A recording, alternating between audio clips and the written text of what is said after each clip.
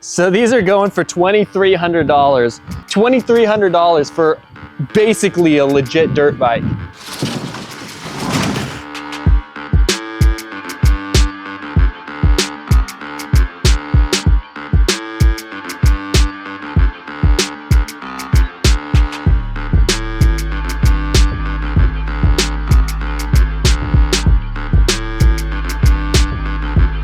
I just looked up every freaking video on the C5 and nobody shows putting the battery pack on. All of them skip right over the battery pack installation. I wonder why.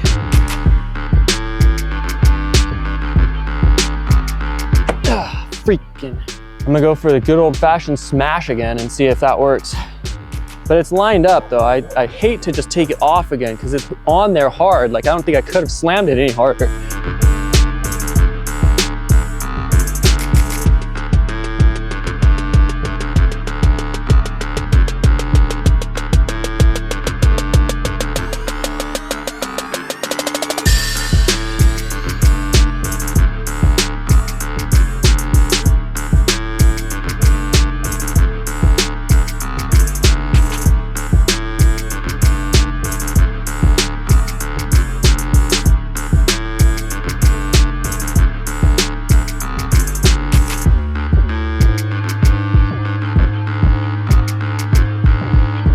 All right, you guys, well, here's the brand new Himiway C5. Real quick, let's just go over software. There's the startup sequence. We are on a full battery since I charged it up last night, and we have 0.1 mile on the odometer right now. So I know it's pretty hard to see in this daylight, but it's a very sharp screen. Like it's a nice, like high resolution screen. It's actually very visible in the daylight. Not all e-bike screens are like super visible in the, like when the sun is shining directly on it like it is right now. It comes with a bell, comes with your controls here, and your shifter for the bicycle over there. And we got a cup holder, so I might just make some use of that right now when I take it on the range test right now. Overall though, really cool looking bike. Like it's a legit dirt bike. There is the hub motor down there. And yeah, I'm excited to see how this thing actually rides. Like if it actually rides like a dirt bike or if it's more like an e-bike. So that's next up. Let's just get this thing on the road and see how it performs.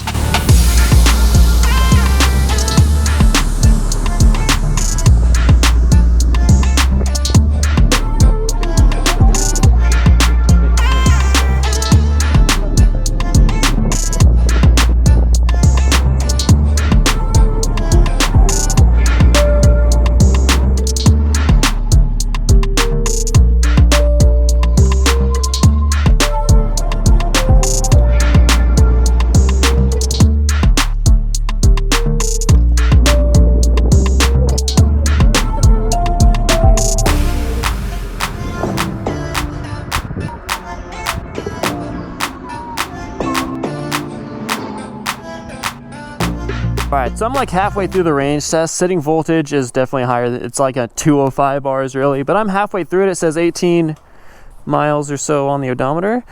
I'm kind of skeptical it's actually like the speedometer is accurate. I feel like I've gone more miles than that, but we shall see, I guess.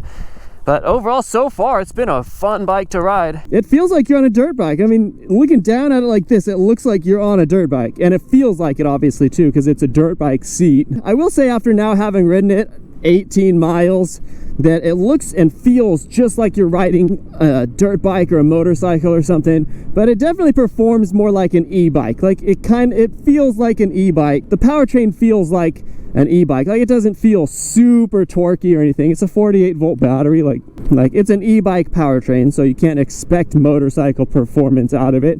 But the seat is definitely way more comfortable than a normal bicycle seat. It looks way cooler. You got carbon fiber and a cup holder right here, which is actually really nice. I've never had a cup holder on a bike, kind of like built in on a bike before. So it's nice just drinking coffee on my way home.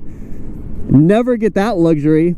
So that was nice. And overall, just a very smooth and planted ride. Like, it feels like the suspension and everything feels like a dirt bike.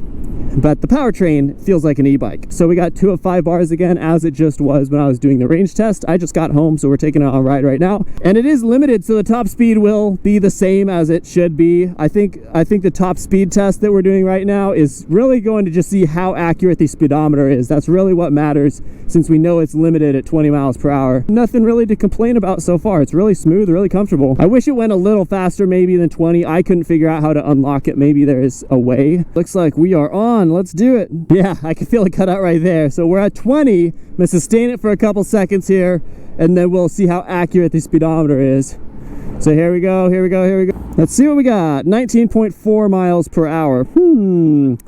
I guess the odometer is accurate. So we've ridden about 19 miles now. But the point of this right now is just to show you guys how nice and like fun and comfortable of a ride it is. Very motorcycle style, and just really fun and comfortable and cool to ride. $2,300 I feel like is justified just for the overall like look and stance and everything, and you get a decent powertrain. It's nothing like crazy special, but you know, you got to price it accordingly. You can't have everything for $2,000. Maybe they'll make like a 2.0 version of this that has like a motorcycle powertrain too. Who knows? I think tomorrow too, I might take this like off-roading, get some footage, kind of ride around on the dirt.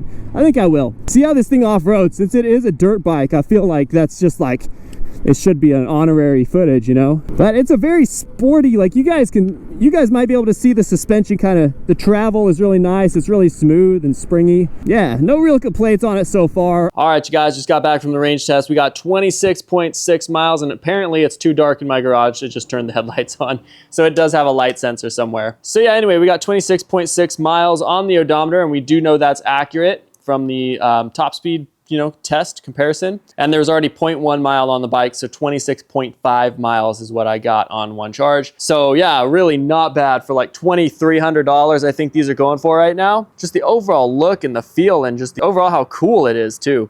$2,300 with a decent powertrain on it. Not too bad at all. Anyway, there you guys have it. I think tomorrow I'm gonna go get this thing on like a off-road type environment test. Yeah, so I'll see you guys tomorrow.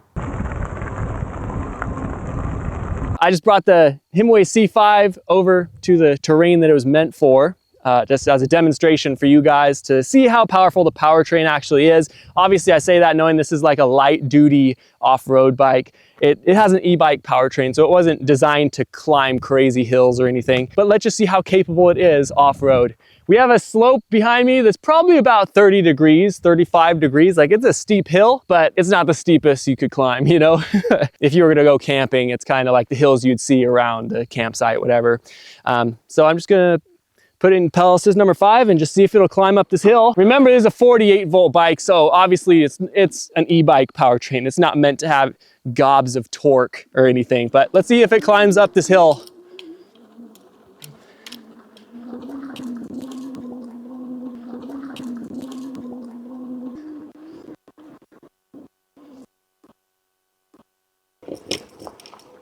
All right, now I'm gonna go up this hill like a normal human would and actually pedal the thing as well. Yeah, it goes up the hill, no problem pedaling it.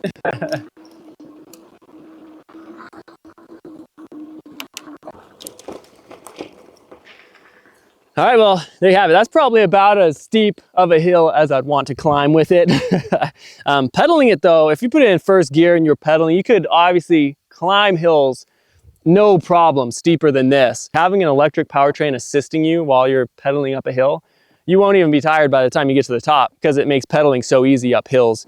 But anyway, that's kind of just a demonstration for you guys. Powertrain only will pull up a 30-degree slope or so, you know, no real problems at all. But you wouldn't want to go like significantly steeper than this, you know, just on powertrain.